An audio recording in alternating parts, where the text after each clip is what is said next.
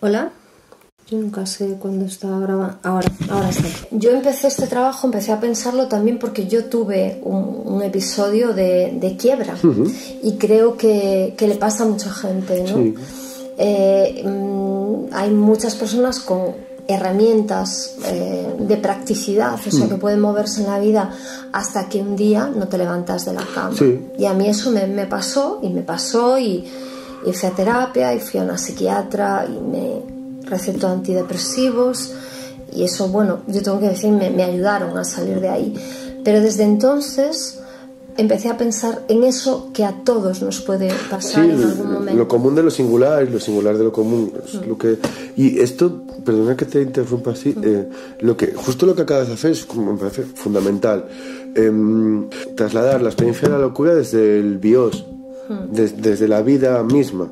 Para mí fue una experiencia de las más dolorosas. Sí, sí. Yo diría que antes siempre he pensado, o es un clásico pensar, que en la vida lo importante es la muerte y el amor. Yo diría que en la vida lo importante y lo que nos hace bios y no zoos, como dice la maravillosa película de Joaquín Jordà al empezar, es la vida, es el amor, el lenguaje, la muerte, como que sabernos finitos, y la locura, saber que podemos traspasar esos límites de la normalidad, que por otra parte son límites coyunturales o históricos. Me interesa explorar esa fragilidad que todos y todas tenemos. El yo neoliberal nos convierte en personas en extremo frágiles y que por otra parte tiene una potencia política muy fuerte, toda esa fragilidad.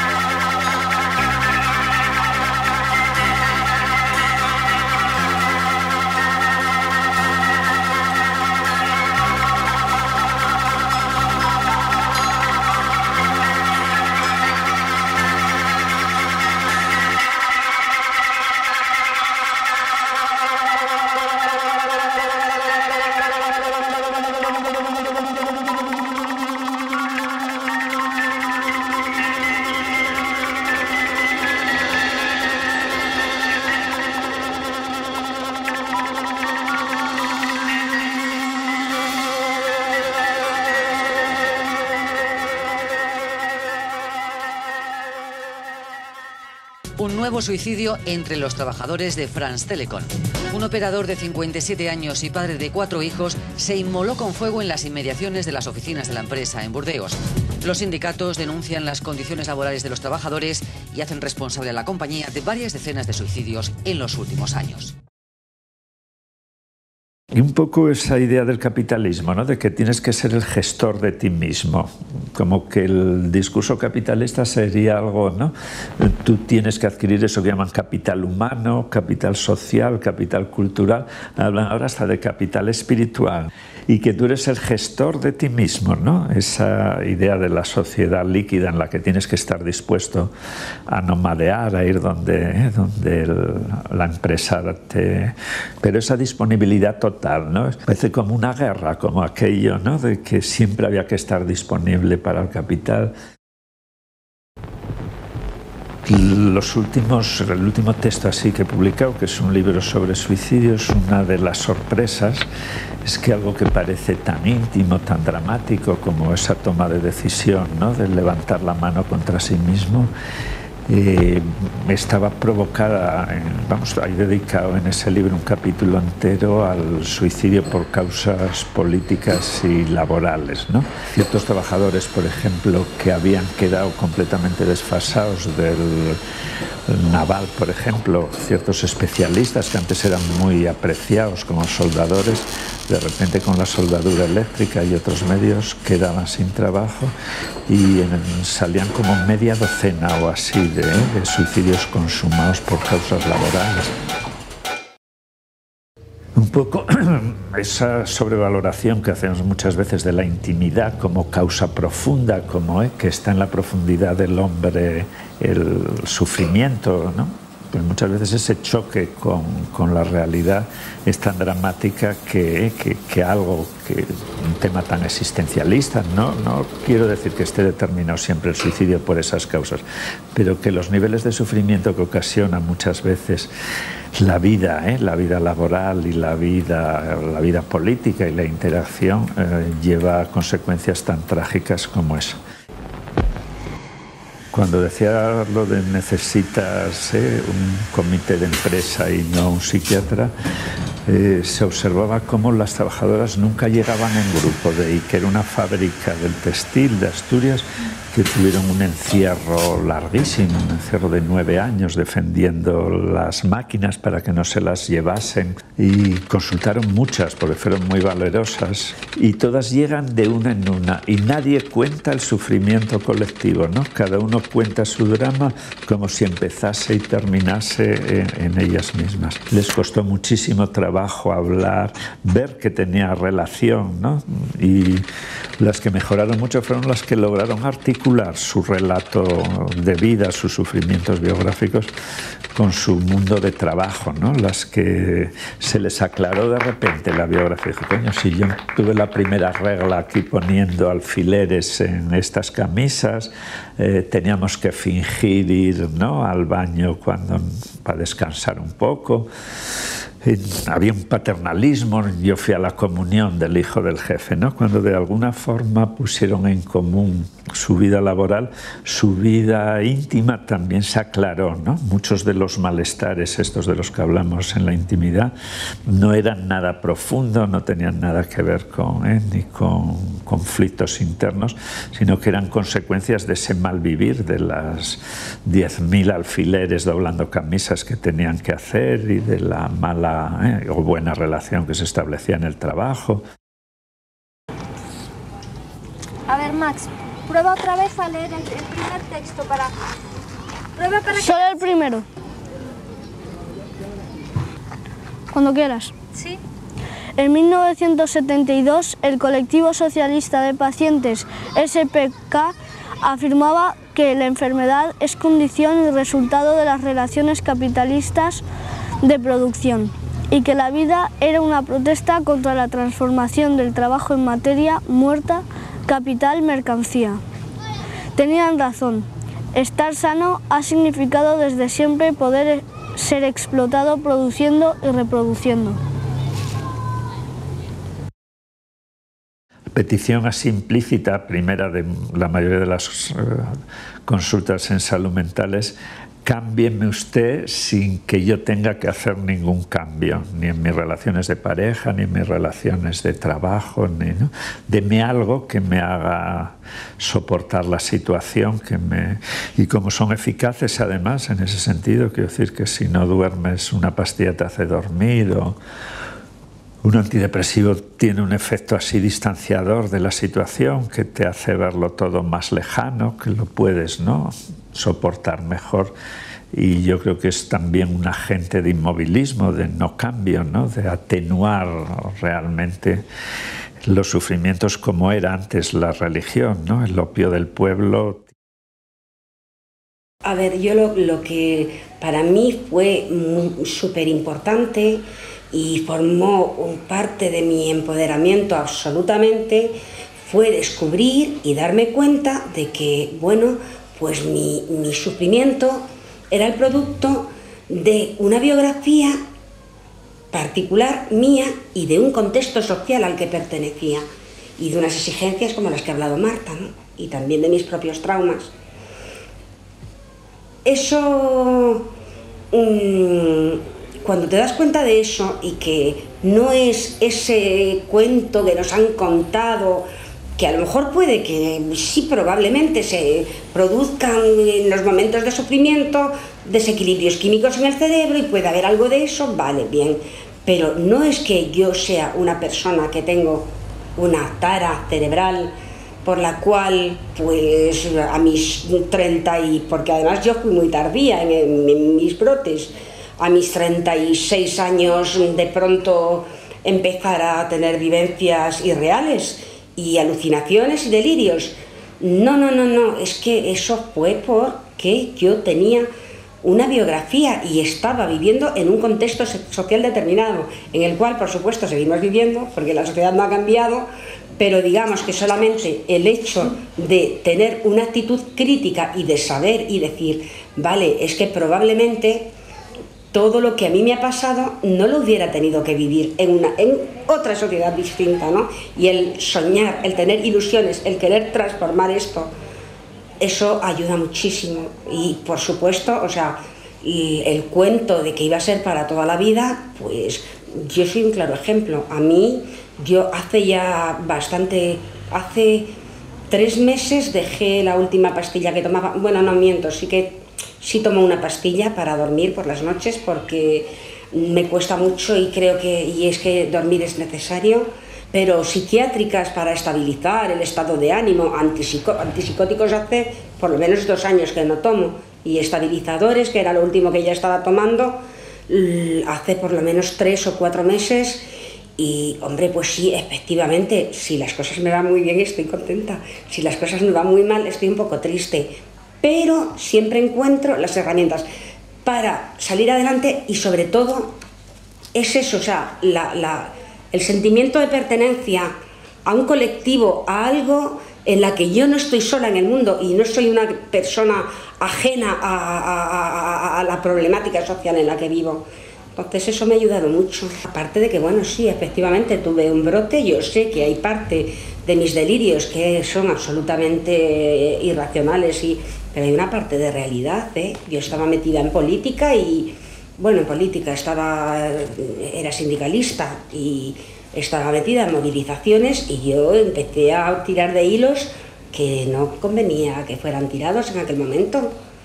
Y bueno, pues ante un poder tan inmenso y yo me sentí tan sola, tan poco apoyada, tan incomprendida y pues me rompí y sigo preguntándome muchas veces, no investigo mucho ni me meto en ello porque no quiero complicarme la vida, pero hay veces que sí me dan ganas de preguntarme, a ver, ¿qué pasaba aquí? Porque ahí se estaban jugando cosas, yo trabajaba para el Estado, y ahí se estaban jugando cosas, ¿no? Cosas importantes, como era una privatización de un organismo y cosas importantes. Y yo ahí levanté la voz y ahí se me habló a mí directamente. Estas movilizaciones es para cortar cabezas. Y eso no es que yo lo oyera con una alucinación, es que eso me lo dijeron directamente.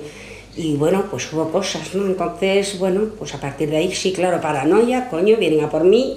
Vale, ahí desarrollé muchísimas cosas, vale, bien. Y durante mucho tiempo, por lo menos 2 años, no tomé ninguna medicación.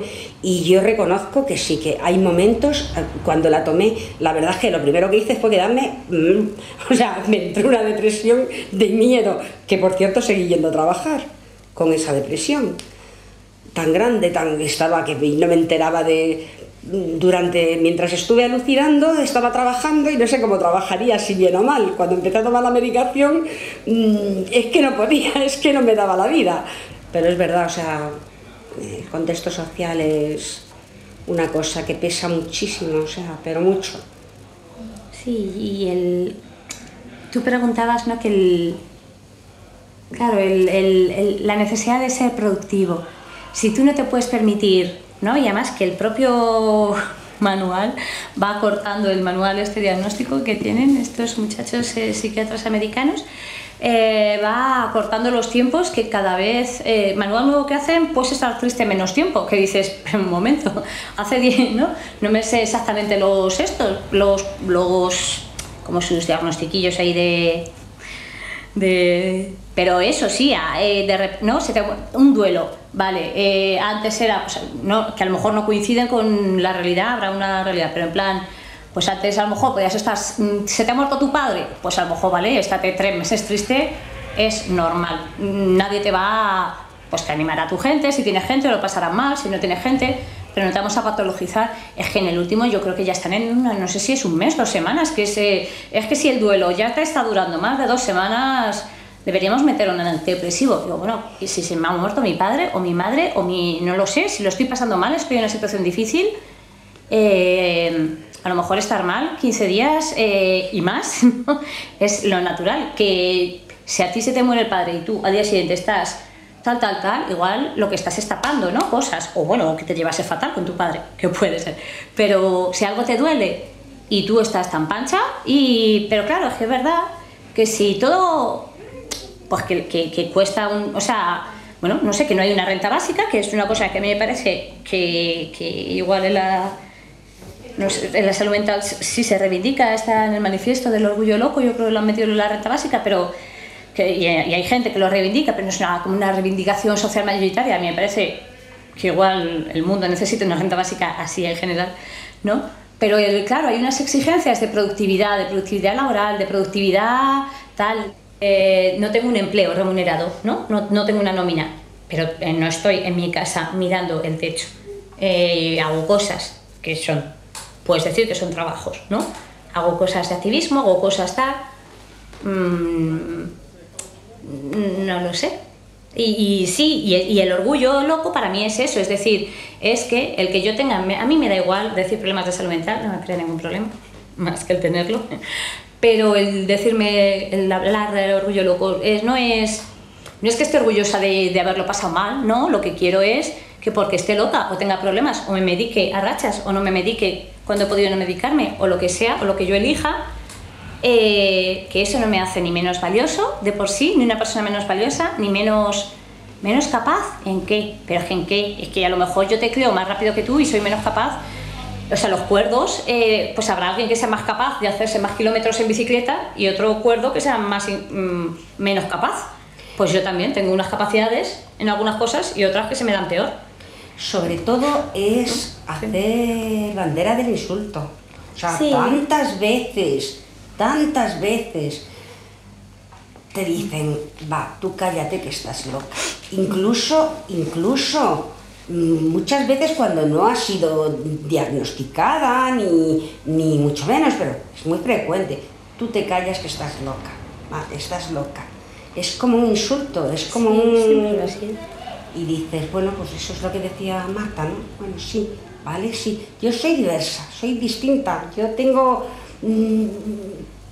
mis pensamientos o mi cerebro funciona de otra manera y a lo mejor tengo reacciones que no siempre son muy comprensibles para todo el mundo, ¿no? Pero eso no quiere decir que no sea una persona con una gran aceptación hacia mí misma, ¿no? Nos han reprimido tanto, nos han dicho tú tienes que estar tranquilita, quietecita, no, una cosa que me repetía mucho mi padre, que muy buena persona, pero tú no te signifiques. Bueno, eso es mucho de este país. Sí. Además de vivir en un sistema capitalista neoliberal que no soporta la diferencia y que nos homogeneiza para que seamos buenos y buenas productoras, además tenemos una historia detrás del nacionalcatolicismo, ¿no? Sí, Eso no claro. es ajeno tampoco a nosotros. Claro. Claro, es que eso es parte del contexto también y que también afecta a nuestra biografía y que eso también nos genera un montón de conflictos interiores que pueden desembocar. Bueno, para algunos parece ser que lo solucionan muy bien y aparentemente son personas sanas, y para otros nos genera unos conflictos interiores e internos en los que, bueno, nos sepultamos, y al estar sepultadas, pues ahí es una olla a presión y por algún lado estalla o...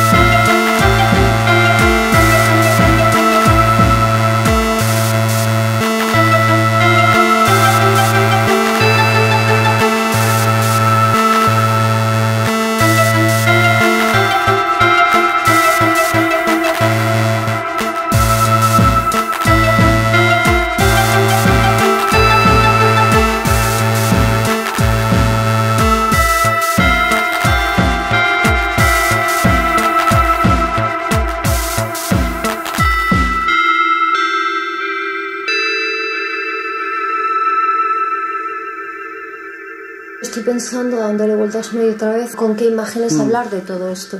No quiero recurrir a las imágenes de Weisman sobre la locura, o ni incluso a las del maravilloso trabajo de Depardón sobre Trieste, ¿no? Sobre San Clemente.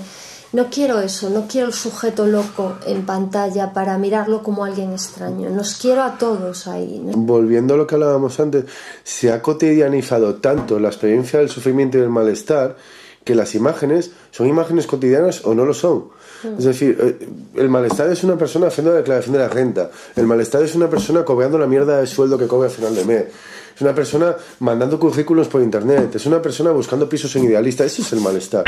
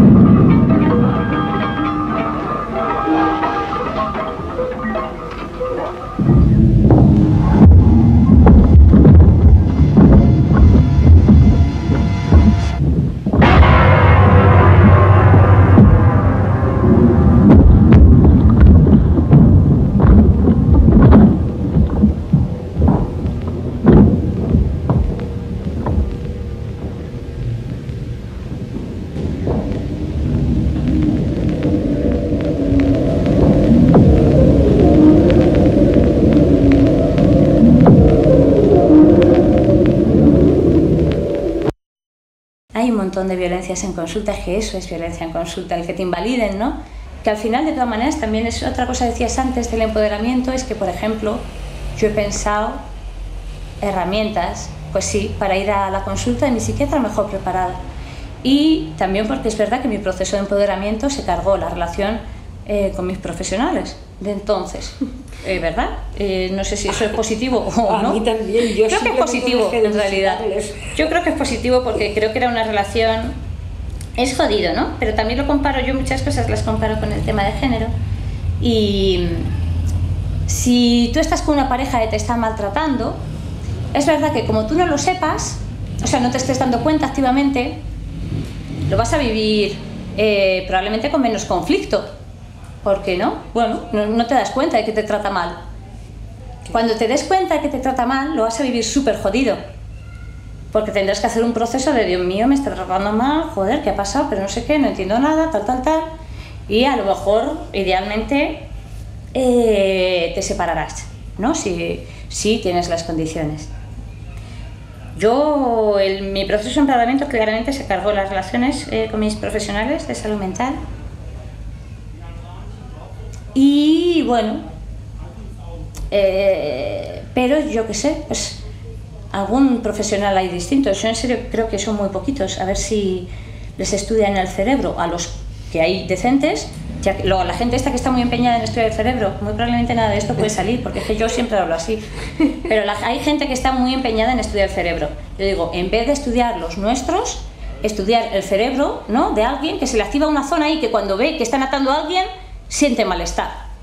Que a lo mejor lo que tiene es humanidad, no lo sé, empatía, yo no lo sé. Pero investigad ese cerebro, que a lo mejor es el que nos interesa, ¿no? Si lo que queréis es pensar que está todo en el cerebro, que no, que yo creo que esa persona a lo mejor simplemente es una persona decente. Yo qué sé, o sea, a mí me parecería normal que cuando ves que hacen daño a otro, yo si veo una pelea por la calle me pongo nerviosa, ¿no? Lo paso mal. Pues yo si veo a gente que la están maltratando, pues, y ya si maltratará, yo imagino, no lo sé.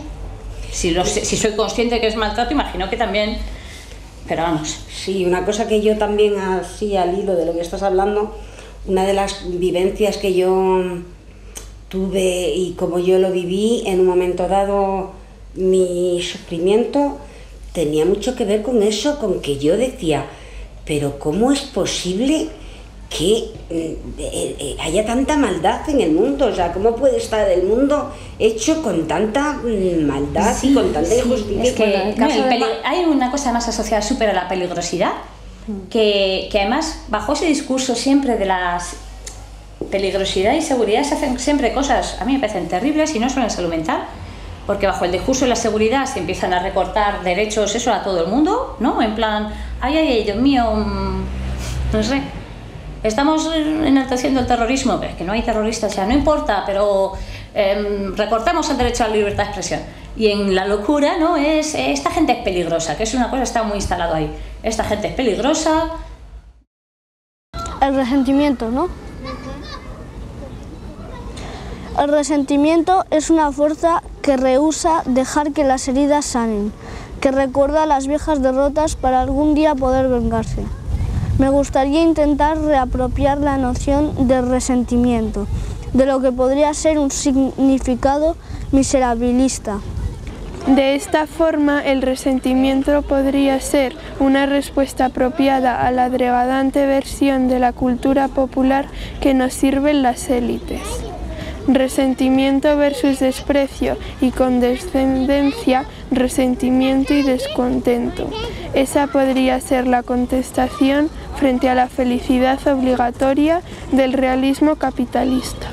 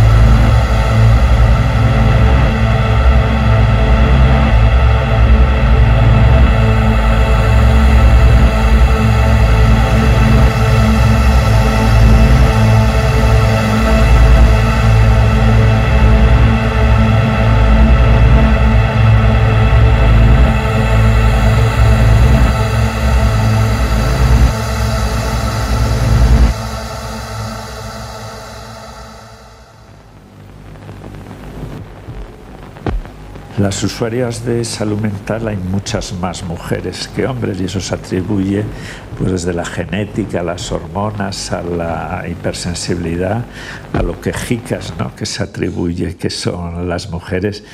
Y de nuevo, si lo escuchas, si las escuchas y lo contextualizas, ves que soportan, ¿no?, toda una carga, que sirven de mediadores a todas las interacciones de la familia, hacen de agentes sociales con los que mandan las felicitaciones, hacen las citas, la pequeña economía, la toma de decisiones pequeña y los micromachismos, ese tema, ¿no?, también un poco que el sufrimiento que produce esa economía también familiar y que ellas por definición, ¿no?, están parece destinadas al cuidado. La misma, esa queja de es frígida, no tiene relaciones sexuales, cuando lo vuelves a investigar de nuevo, el sexo en la mayoría de las parejas así de mediana edad que consultan forma parte de las tareas domésticas. Hay que fregar los cacharros de la cena y abrirse de piernas en la cama como una tarea más se vive como eso, ¿no? Y encima hay la protesta masculina de que eres una antigua y no. Entonces es un universo el que encubre las llamadas demandas de salud mental, que cuando se investiga tiene mucho que ver con esa patología de la vida cotidiana, con esos tiempos tremendos, ¿no?, esos niveles de explotación, que en el hombre también se dan, ¿no? Quiero decir, lo que pasa es que se vehicula de otra forma. Y a lo mejor eso también derivó en lo de acabar primero haciendo un grupo de apoyo mutuo no mixto, solo de mujeres, porque también, o por lo menos una cosa yo sí sentí, y se sintió yo creo en el grupo, o en el nuestro, por lo menos hay otros grupos de apoyo mutuo no mixtos, mixtos, de chicos y chicas que funcionan, dicen bien. En el nuestro acabamos no sintiéndonos cómodas, porque de hecho no fuimos todas las chicas en un momento dado. Poco a poco, ¿no? una. Claro, sí, y porque luego fuimos. Sí que como que habíamos acabado con la jerarquía de, ¿vale? Todos tenemos esta vivencia, pero la jerarquía de género sí seguía, o yo es lo que sentí, y sí que había cosas a lo mejor pequeñas, pues de lo típico a lo mejor que pasa en otros espacios, de tener más la palabra, que da igual que te interrumpan, o que a veces tú contabas cosas y ellos, algunas personas, no todas, pero bueno, invalidaban un poco, ¿no? Algunas, sí. Había una jerarquía de alguna manera. Sí, bueno, y sobre todo es que yo recuerdo cuando surgió todo el conflicto, que es que tenían posturas muy antifeministas, entonces... Ellos, igual que te llaman histérica, quiero decir, sin que estés diagnosticada, ¿no? A toda mujer a lo mejor le pasa en una relación de pareja, que en algún momento el chico le diga, mira, estás un poco histérica, déjame de tus locuras, ¿no? Que eso es una jerarquía de género y no es una jerarquía de salud mental. Pues al final, en los temas de salud mental, que yo, si proporcionalmente dijéramos en los colectivos mixtos que yo he estado, no sé si habríamos igual de chicos y chicas, no lo sé. Sí, yo creo que el sufrimiento psíquico no tiene que ver. Claro, pero desde el de las mujeres sí sentí que muchas de nosotras teníamos muchas experiencias que tenían que ver con opresión patriarcal. Sí. Que los varones locos tendrán experiencias que tengan que ver con otras cosas o con lo que sea. No lo sé, porque no soy varón loco.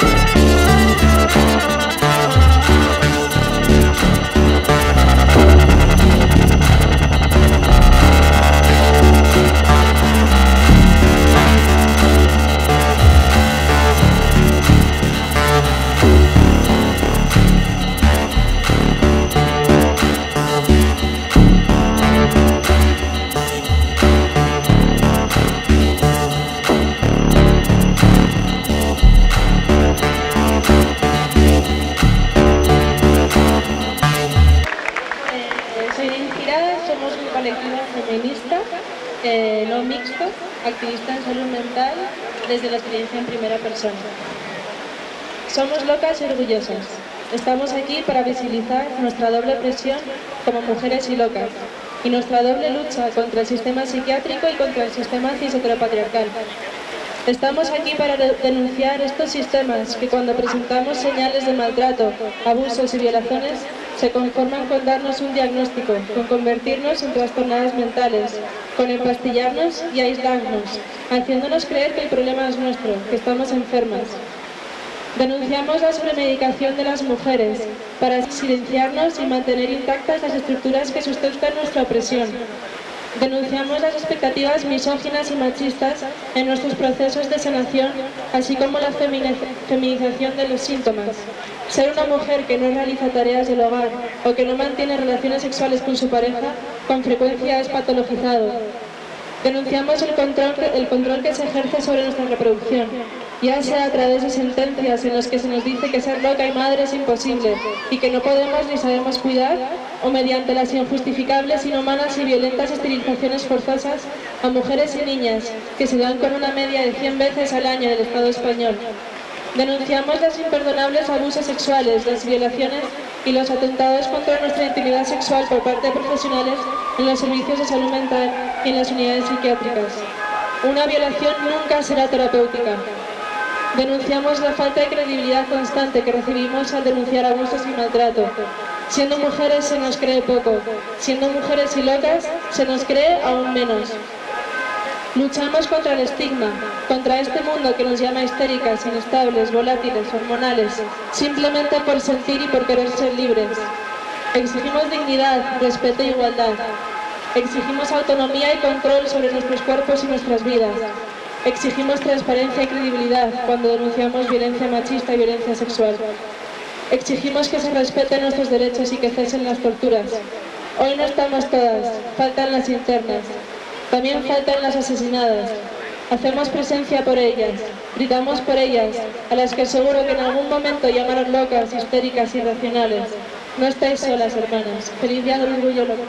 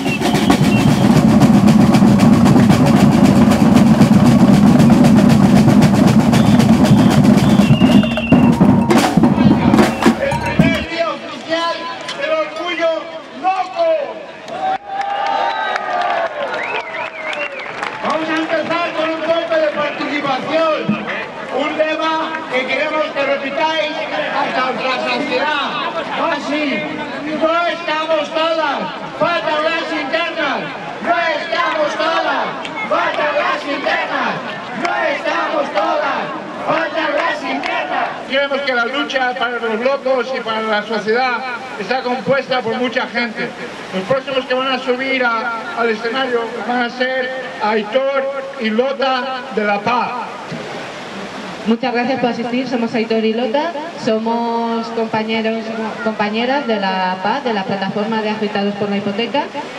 Somos más de 300 grupos repartidos a nivel estatal, pero aquí venimos en un principio desde el grupo de Puente de Vallecas, desde la acción de obra social que en un principio pretende lo que es realizar el trabajo que a nivel gubernamental no se está realizando, proporcionar una solución habitacional a familias que no tienen recursos, y también somos conscientes de primera mano de cómo esta situación nos está afectando a nuestra salud mental a través de consideradas enfermedades como pueden ser depresión, ansiedad, sin olvidar a casos tan invisibilizados de compañeros y compañeras que llegan a casos extremos de suicidios debido al miedo de perder su vivienda y encontrarse en la calle.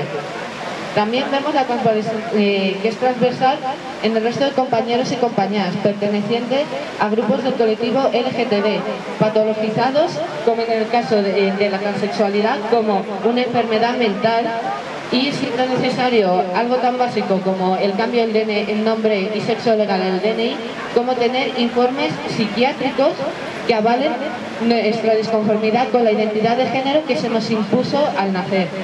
De aquí os paso con mi compañera Lota, en el que nos va a contar los cuidados que nos damos personal y colectivamente para solventar estas situaciones de que el Estado no nos está apoyando.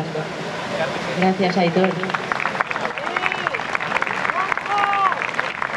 Entonces, tal y como ha podido contar el compañero, la situación en la que empieza nuestra lucha y nuestra organización por el derecho a la vivienda digna es una situación de mucho sufrimiento. Entonces, una de las cosas que a la PA nos une con, por ejemplo, Flipas GAM, que serían los grupos de apoyo mutuo que organizáis vosotros y vosotras, es el concepto y la práctica de apoyo mutuo, de haber decidido colocar esta práctica en el centro de nuestras comunidades.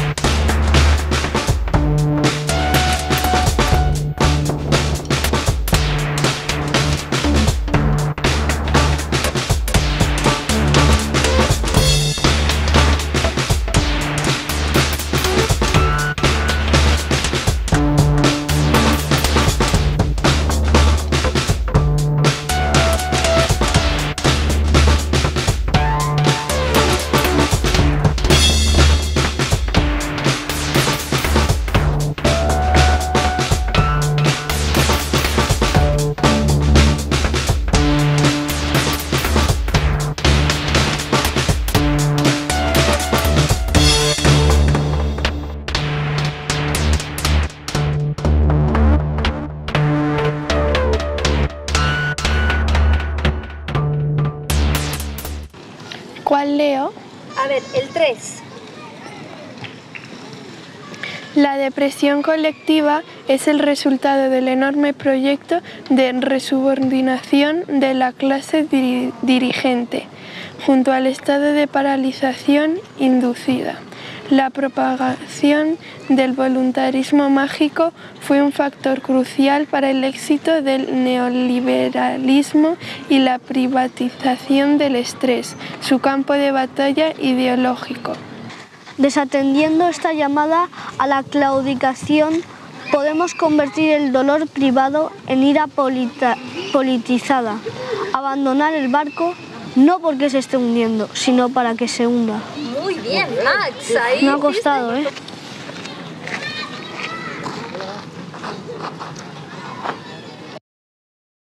Este 20 de mayo salimos a la calle para rebelarnos contra el silencio y la invisibilización. Queremos reivindicar nuestros derechos y, sobre todo, la igualdad entre todos los seres humanos, de la que todavía estamos muy lejos. Desde el orgullo loco madrileño nos parece fundamental denunciar la falsedad de la imagen de peligrosidad creada, principalmente a través de los medios mediante lo que consideramos un tratamiento irresponsable de la información, porque según datos con los que contamos, tan solo el 3% de los actos violentos los cometen personas con problemas de salud mental. Consideramos que el actual modelo económico, político y social, basado cada vez más en la competitividad, el aislamiento, la individualización y la homogeneización, están generando graves crisis mentales en nuestra sociedad. Respeto integral a los derechos humanos en salud mental. No solo se vulneran los mismos que para toda la población, sino además y especialmente desde la primera consulta en adelante, el derecho a la salud, a la libertad de expresión, el derecho a la libertad de circulación, el derecho a la libertad a elegir, el derecho a la participación. Nuestras voces se han usurpado y acallado siempre o casi siempre. Reivindicamos especialmente cero contenciones y el fin de la violencia y la tortura en psiquiatría. Queremos pedir especialmente nuestra participación directa y real en todas las decisiones políticas y sociales que nos afecten. Fomentar la presencia de expertos en primera persona desde las consultas hasta los centros psiquiátricos y de rehabilitación. Es uno de nuestros objetivos en este sentido, pero también nuestra participación real. Y no solo consultiva, sin valor vinculante, en leyes y planes de salud mental que nos afecten. Exigimos una protección especial para la infancia y la adolescencia, que paren la sobremedicación y el exceso de diagnósticos, práctica habitual que se está viendo y que va progresivamente en aumento. Pretendemos fomentar e incentivar especialmente la lucha contra la discriminación. Y aquí es esencial la utilización por todos de un lenguaje inclusivo y respetuoso, que nos represente y dignifique. Queremos un debate en profundidad sobre este tema en todas las instancias. ¡La locura, locura! Vamos todos, la locura, locura, la locura, locura, la locura, locura, la locura, locura, la locura, locura.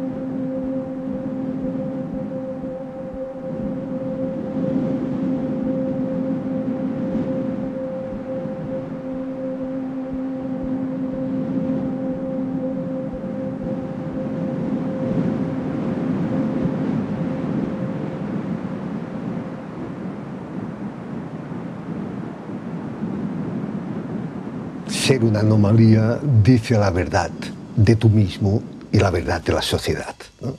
La gente que tenemos esta fatiga crónica, de alguna manera somos víctimas de esta sociedad que tritura, machaca, mata incluso, pero a la vez mantenernos en pie, aunque sea de esta manera loca, pues impugna el funcionamiento de la misma sociedad, ¿no? Es decir, la verdad de este sufrimiento, que en el fondo es ir diciendo no puedo más y seguir adelante, es tan brutal que es incomunicable.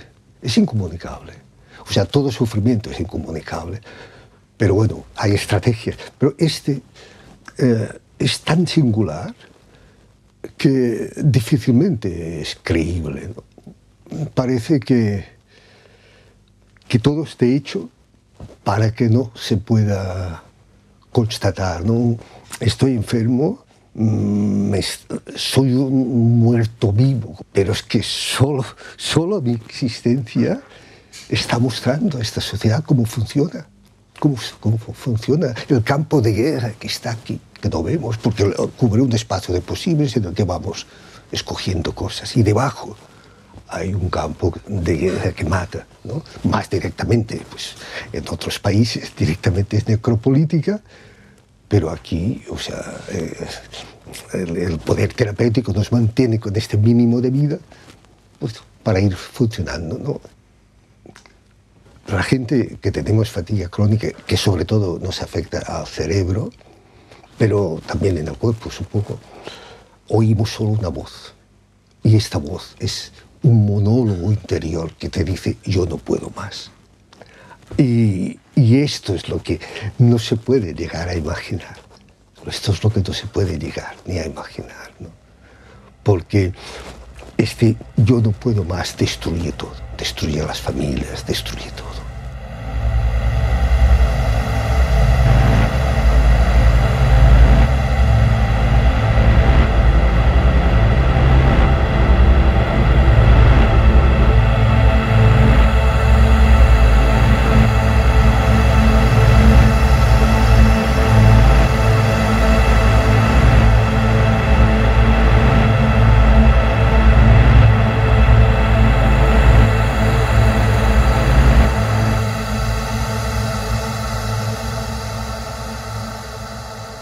Desplazar en vez de anormalidad, que sería un poco relacionado al poder disciplinario, ¿no? Que separa normal de anormal, que sigue, que bueno, que evidentemente está pasar a un poder normal, a un poder productor de normalidad y a la vez introducir la idea de anomalía, ¿no? Y entonces lo que he intentado pensar, digamos, es el estatuto de la anomalía, el estatuto filosófico, político de la anomalía, ¿no? Porque la anomalía no es una disfuncionalidad, no es un mal funcionamiento, digamos, ¿no? Que se repara y se lleva, ¿no? Tampoco la anomalía la veía, digamos, como un déficit que un día se completará, ¿no? Que es un poco un concepto más dialéctico, ¿no? Pues esta ambivalencia de la anomalía es justamente que está girando, está pivotando, digamos, entre lo que sería el centro de dolor y la fuerza de dolor. Y en este punto es donde se juega, digamos, pues quedarte encerrado en el centro de dolor y buscar en la religión una explicación, o hacerte con la fuerza de dolor. Y entonces, como yo digo, que sentir una cierta extraña alegría.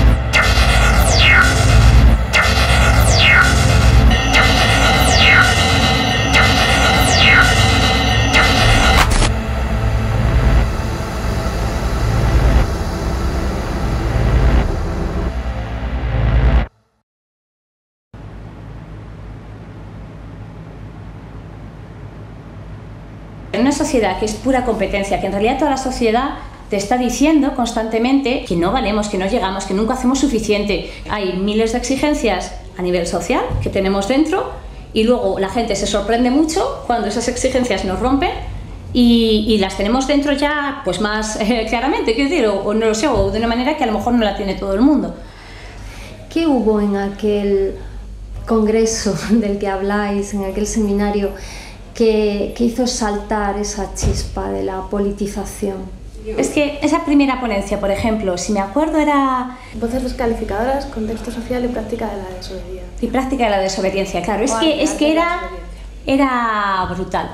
Porque... y entonces él hablaba eso, y del arte de la desobediencia a mis exigencias internas, ¿no? De a veces, no te crees que lo consigo siempre, y desobedecer a las exigencias sociales, que es de donde han salido mis exigencias internas, no me las he inventado yo. Y que dices, bueno, claro, fíjate, si es que realmente el problema no es tanto mío, sino que es que yo vivo en un contexto y pertenezco a una sociedad y lo que tengo que hacer es luchar contra esta sociedad tal y como está montada.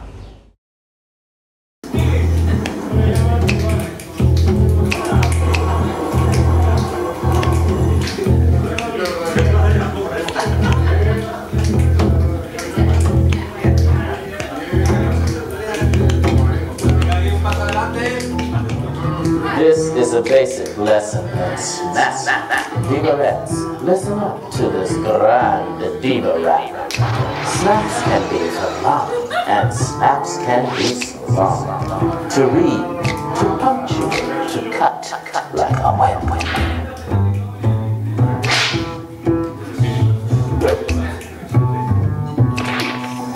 Well, you got a domestic snap, you got a snap, then you got grand diva snap.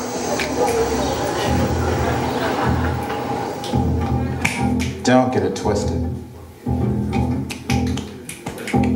Our dueling grand snap divas will now demonstrate the subtleties of snap the divarette initiates. Precision, pacing, placement, poise. A sophisticated snap is more than just noise. Repeat, precision, poise, placement. You must perfect each for the grand snap statement. You should know that girls should be ambidextrous. You can't snap with both hands, you're out.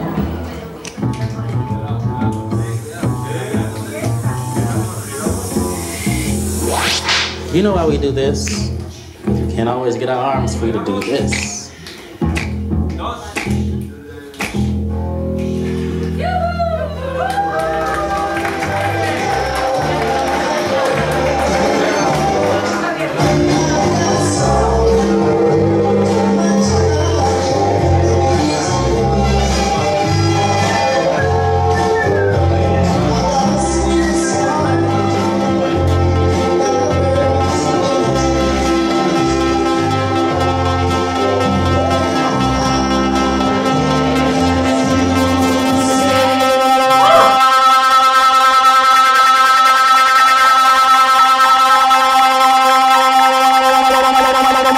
Thank you.